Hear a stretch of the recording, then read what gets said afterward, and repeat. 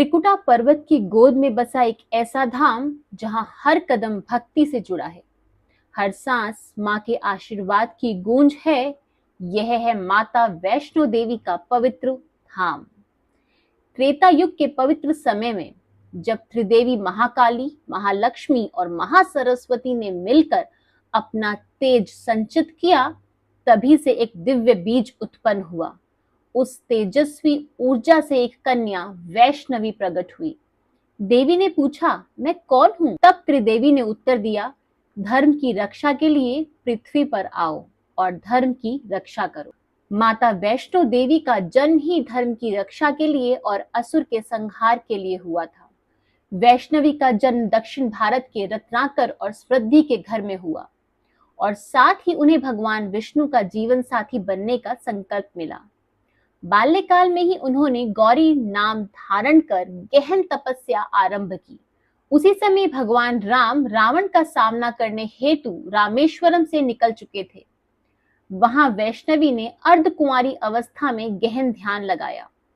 भगवान राम ने उन्हें आशीर्वाद दिया।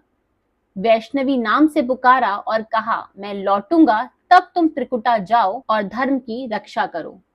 वैष्णवी हिमालयों की ओर बढ़ी, त्रिकुटा पर्वत की ऊंचाई पर पहुंची। वहां उन्होंने गहन तपस्या की।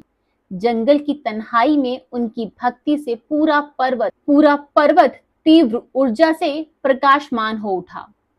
एक शक्तिशाली तांत्रिक भैरवनाथ, जो गोरक्षनाथ का चेला था, वैष्णवी की दिव्यता से प्रभावित होकर उनसे विवाह करना चाहता था।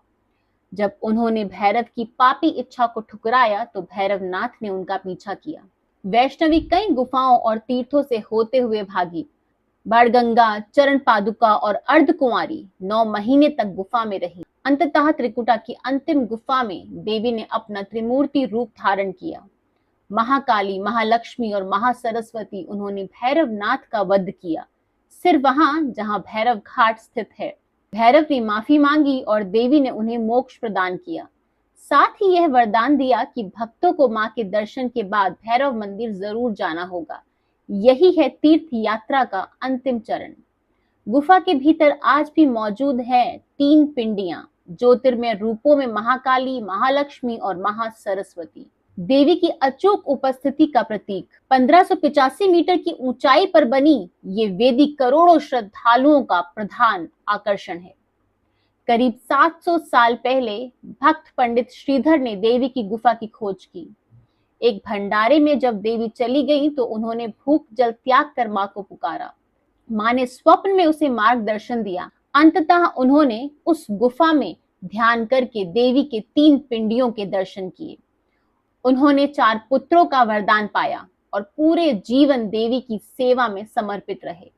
बाद में यही तीर्थ स्थल प्रसिद्ध हुआ। भारत में पांडवों, विशेषकर अर्जुन ने युद्ध से पहले देवी की पूजा की थी। यह स्थल ऋग्वेद में भी उल्लेखित है।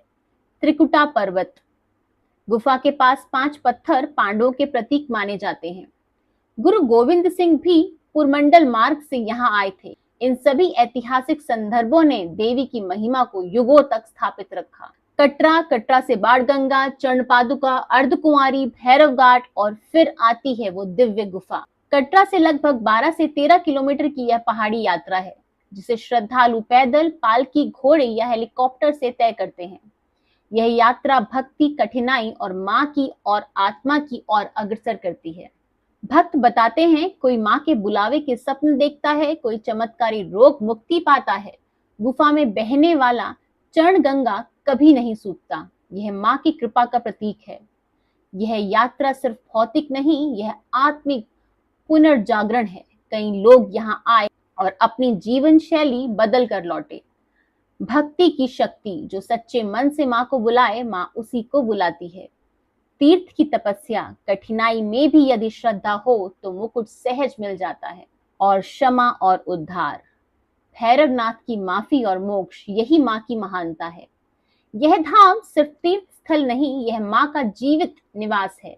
जो भी मां को सच्चे दिल से पुकारे, वह यहाँ से खाली नहीं लौटता।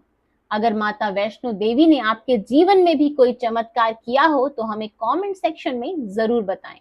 आज की वीडियो अगर आपको अच्छी लगी है और आपको इससे कुछ भी शिक्षा मिली है तो हमारी इस वीडियो को लाइक, शेयर एंड कमेंट जरूर कीजिएगा। और ऐसे ही और वीडियोस के लिए हमारे channel mystery and mind with Chitra को सब्सक्राइब करना मत भूलिएगा।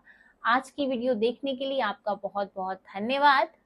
राधे राधे, जय श्री कृष्णा।